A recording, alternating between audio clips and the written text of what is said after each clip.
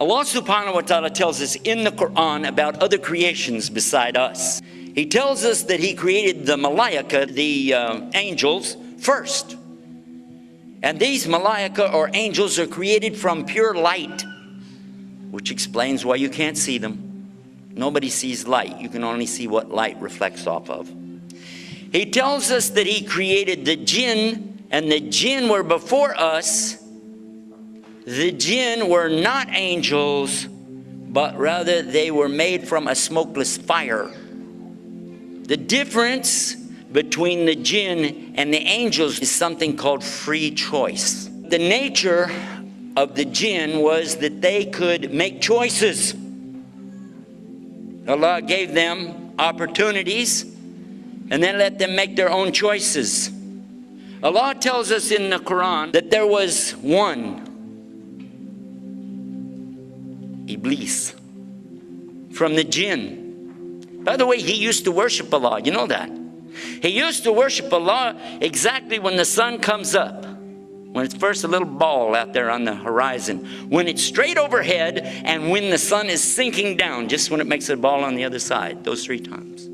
And that's the 3 forbidden times for us, isn't it? Yeah. But when Allah created the best of His creation, human beings, Adam, He commanded all of creation, bow down, for I have created the best of my creation. And all creation obeyed Allah and bowed down, illa Iblis, except for Iblis. Because of what? What was the word that Allah used in Quran? Because of his what? His what? Kibr. His kibr. And what is the problem with kibr? Kibr from the root kabara. There's another word that comes from this same root, akbar. And who is akbar? Allah subhanahu wa ta'ala. Allahu akbar. Allahu akbar. So whenever a person stands up and says, well, I want some of that for me, doesn't work. Allah does not accept any partners, no associates. There are no gods beside God. He made Iblis aware of the fact that by disobeying Him, that he would be one of the denizens of the hellfire for eternity. What did Iblis say to that? In the Quran, what did he say? What was his response? Do you remember? He said, I don't care. Just let me take him, Adam, and his offspring with me to hell. Did he do that? Was that his idea? And Allah told us in the Quran. I'm in Surah Baqarah right now, chapter 2, verse 208. O you who believe, enter into Islam perfectly. Do not follow the footsteps of the shaitan. Verily, he is to you a plain and open enemy. What were the footsteps of the shaitan? Part of his footsteps was he worshipped Allah. Part of his footsteps were that he was elevated up really high, actually, to the level of angels, although not an angel himself, right? But the footsteps that we're talking about here is when somebody starts getting so proud. Look at me. Do you know who I am? And this is kibr. Riya leads to kibr. Kibr leads to shirk. And shirk leads to the hellfire. And may Allah save us from that. So this is really a good lesson for all of us to be aware of.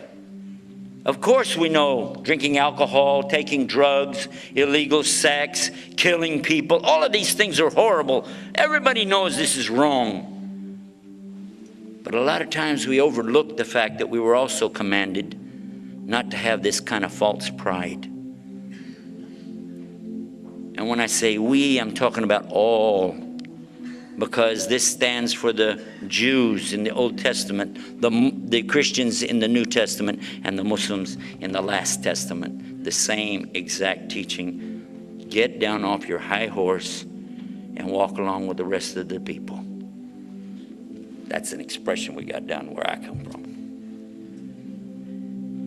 And Allah tells us in the Qur'an, or do they think they'll enter into Jannah, paradise, without the fitna, the trials, as came to those who passed away before you? They were afflicted with severe poverty and ailments, and were so shaken that even the messenger and those who believed along with him said, when will come the help of Allah? Yes, certainly the help of Allah is near. In chapter 29, the very beginning, do the human beings think they're going to be left alone on saying we believe and they won't be tested? And for sure, Allah is going to test them just as He tested those before. To do what? And He said it. To show the truthful of those that are true and the liars in their falsehood. So what is shaitan to us? He is a test. The Prophet Muhammad sallallahu alaihi wasallam told us that every one of us, when we're born, there's a qareen, which means an intimate, a close one, attached to you like your jugular vein. That shaitan is a part of your test. That's why when we go through life, there's always somebody there trying to mess up the good things that we're trying to do, isn't it? Somebody always telling you, like even you did a good deed, you want to give some charity, and somebody's saying, you know, you show that off a little bit. Let people know what you're doing, right? Any good deed, mess it up for you. And certainly help you with all the bad deeds. Who is this devil? Is he real? Or is it a figment of your imagination? Or is it just something in philosophy? According to the Quran, he's very real. Substance is real, you just don't see it.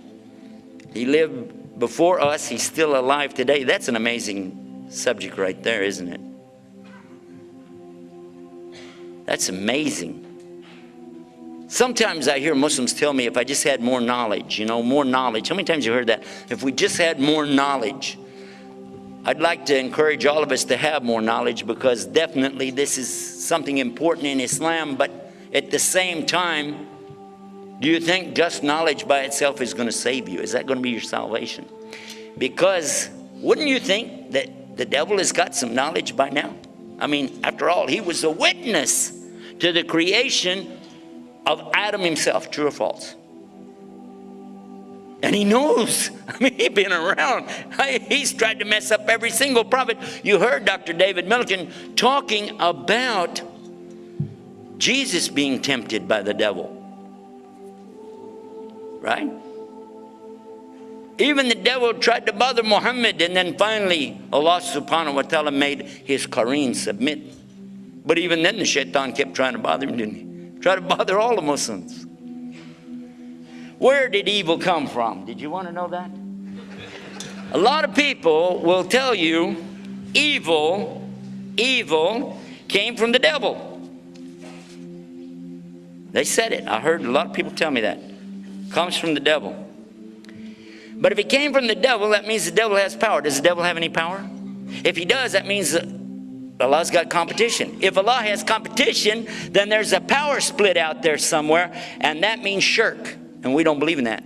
So according to us, nobody created evil except Allah. Allah created evil. How many think that's a mistake? Is that a mistake? Is that what I just said? Did Allah create evil, yes or no? We're going to take a vote. Tell you what, before you go too far, and I'll read it for you. Say, I seek refuge with the Lord of daybreak. From what? From the evil that He created as a test for you and me. Who created it? Allah. Wow. Say, I seek refuge with the Lord of daybreak from the evil that He has created, from the evil of the darkening night as it comes with darkness, and from the evil of malignant witchcraft, and from the evil of the envier, hasad, whenever he practices hasadin, the hasad, when he practices his envy. And by the way, that's a commandment in the Old Testament for the believers in the Bible. It's like the last commandment, not to have envy. Same religion sent by God to the people before. And then finally, the last surah of the Qur'an. Say, I seek refuge with the Lord of mankind, the King of mankind, the Ilah, the God of mankind, and from the evil of the whisperer, Wiswas, who whispers evil into the hearts of mankind, who withdraws from whispering after he catches you with it, who whispers in the breasts of mankind, from the jinn and mankind. Shaitan is from where? From both jinn and men. So there are devils that we don't see and some devils that we do see every day. And some of them we even voted for.